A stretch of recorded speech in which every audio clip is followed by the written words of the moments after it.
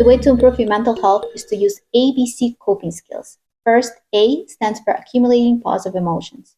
To do this, engage all your five senses in everyday life. It's about savoring the small joys.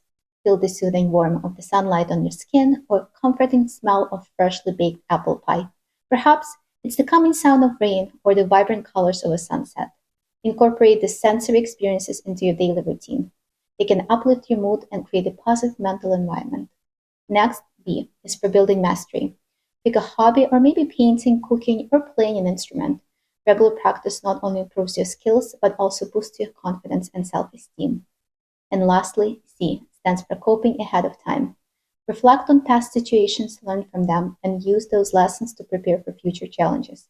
It's not about changing the past, but growing from it. Remember, the journey to improve mental health continues and personal.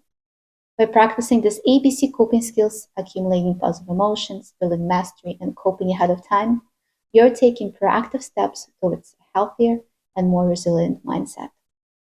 Embrace these moments, nurture your skills, and prepare for the future with positive outlook. Your mental well-being is a valuable asset. Cherish and cultivate it every day.